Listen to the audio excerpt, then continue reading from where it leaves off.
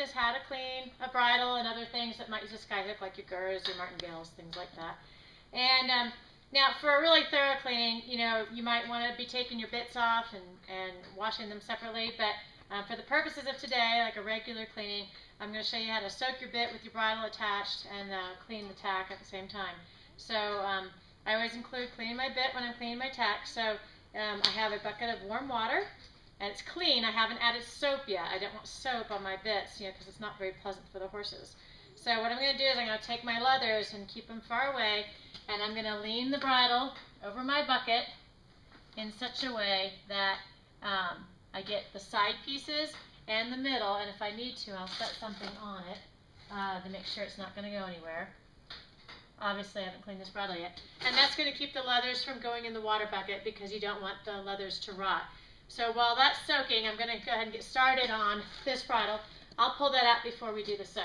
So I have another bridle here, and what I like to use is regular saddle soap, and I like to use conditioner. I don't like to use the one-step products because I think they just make the tack sticky and don't really clean it. So the first thing I do when I'm cleaning my bridle is, you know, I take my reins over and pretend I've already cleaned this bit. I'll show you that one in a minute. But I'm just going to go over with a damp sponge. So there's no soap on this yet, so I'm not getting it on that bit that's soaking there. And I always start with my straps on the outside. And all I'm doing is I'm getting the dust off. So I'm going to go over every strap. I take them all out of their keepers. Not completely. I don't ever take the first keeper out normally unless I really need to do a thorough cleaning.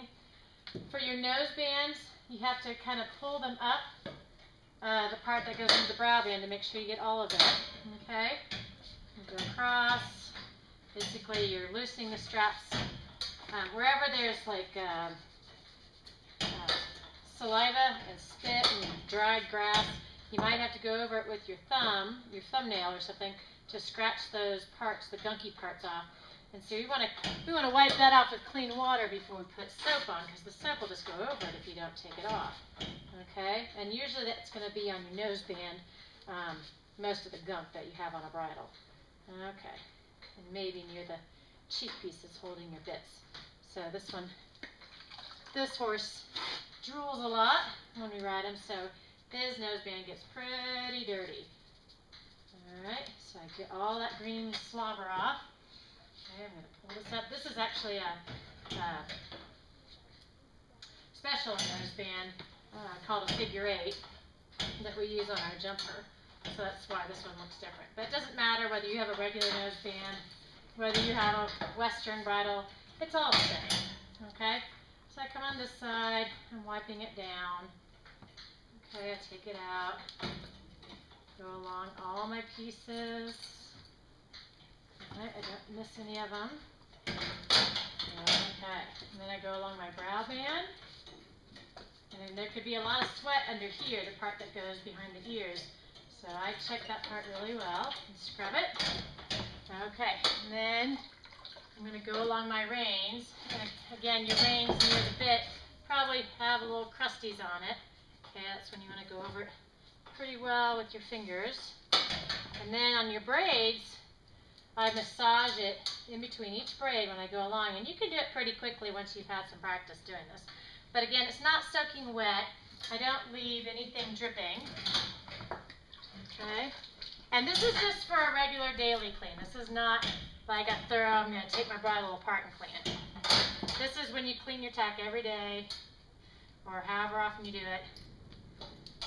You can leave it all together and still clean it. So I've got that one clean. This next rein is a rubber rein, but it's got leathers on part of it. Your rubber rein you can go over pretty liberally with a wetter sponge if it's pretty dirty. But you get your leather part up at the top. Okay, the rubber part I just kind of go over. It just needs a dusting. It obviously doesn't need saddle soap. My leather part, the rubber part, and then again I'm up here at the side of it. Okay. Alright. I get that pretty thoroughly.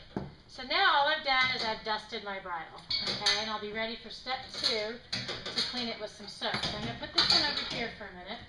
Actually, I'll set it down down for just 1 second. Because this bit wasn't that dirty. Once you've rinsed your bits, before you do soap, just lift them out. And by soaking them, it makes all the green spots on their bit pretty soft. So you can just scratch along the bit, along the cheek pieces, to get any of the dried green stuff. Now sometimes the bits stain, okay? But you can get all the chunky bits off, okay? So that now has a clean bit. I'm going to go ahead and go back to the bridle that I started. Continue on. Okay, so now I'm not going to drop my reins back on the floor because I've already dusted them. So now I'm going to go over nicely with some saddle soap, not a lot of water because I don't want it sudsy. And again, I'm going to go over just every single thing just like I just did. And I'm essentially scrubbing it with soap. I don't need to soap and rinse. It's not like that. You put the saddle soap on as you're cleaning it because it also helps condition it, even though we're going to do conditioner as a separate step. Okay? No rinsing required. If it gets too sudsy, then rinse your sponge out and then wring it out really well and go over those suds and get them off your bridle. Okay? If you get suds stuck in the holes, you can just blow through them to get them off. Okay? So here we go, up back. Okay. It's all nice and clean. Do your brow band. Good stuff. Okay.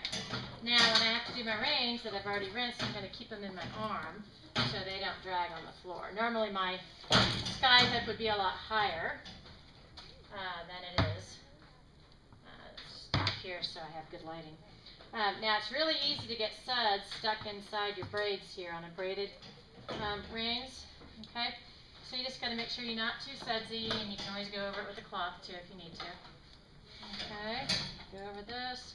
Again, I'm massaging it in between every single braid. Okay,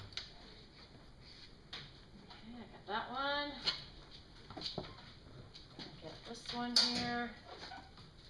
Double the fun with double reins, right? Stopper. I don't put saddle soap on the rubber part or conditioner. Oh, and I dropped it. That's okay. I can just rinse that off. Okay. One last little bit, and then we'll get to our last step here. All right. Now what's really nice is once you have clean bridles, we like to figure eight them and hang them up in our tackers so they look really nice. So now I'm going to rinse the soap out of my sponge. So I'm done with my soap. And now I'm going to use my conditioner. You can use any kind of conditioner for leather. This is leather CPR. Okay. And you can apply it as liberally as you need. Okay. So I'm just going over everything just like I did before with my conditioner.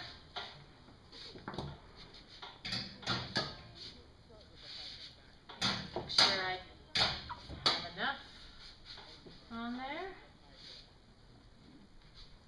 Again, I pull my nose band part out from under the brow band so I can get all of it. Okay.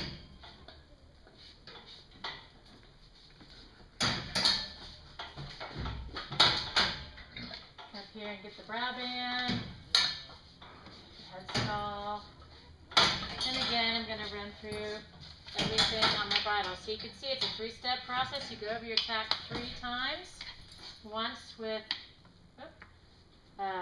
just a wet, clean sponge with no soap to get all the garbage off. Once with saddle soap, and you don't have to rinse it, you just soap and put it on, but you don't want it real lathery. Okay? And then finally, you're going to put conditioner on.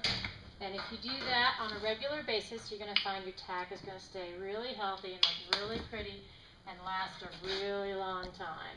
And you know, tack is expensive enough, it's worth the effort. It really doesn't take long, especially if you do it on a regular basis, because then it never gets super dirty. And my tech's all pretty clean here, so I can go through it pretty quickly here. All right, so I have gone through my 3 steps. Granted, I haven't done the bit on this particular bridle, but I want to show you a couple ways you can hang your bridles at the end. This one has 2 reins. So one way is you can make use of your the throat latch, and you can take your reins untwisted. Oh, wait. Sorry. You can put your throat latch through the reins, and you can actually take them up, hook them in, and then we go back through, and we're going to put everything back in their keepers, because that's where that belongs. This through the keeper, this through the keeper, and then this particular noseband I have to hook it in 2 places. I'm going to take it around the entire bridle. Okay, so I'm going to go ahead and hook it, put it in the keepers. Okay, this is not a figure 8. This is just a regular, I'm wrapping it around the back. Now the last piece, you can just, instead of putting it in the buckle, you can just put it right, excuse me, through the keepers, which is faster to undo. Okay, so this is one way to hang your bridle and keep it nice and neat. Of course, it looks a little bit funny because it has the figure 8, and all I did was I used my throat latch, and I strung my reins through it, and then I would hang it up on my wall, and I have all my keepers in, and that's very nice. So now, this one I'll use as an example to figure 8 a bridle. It's a little different way of doing it, and there might be other ways people like to do it. Again, I'm hooking my rein, actually, I'm sorry. I'm going to take my throat latch, I'm going to go across the front of my bridle, and I'm going to bring it around the back and hook onto my rein here. So it's holding onto the rein. And I'm going to bring it all the way around and back to the throat latch strap on the other side. I'm going to hook it in. Again, I always put it in the keepers. All keepers are always used. Okay, and then I'm going to take my noseband, put it around the outside.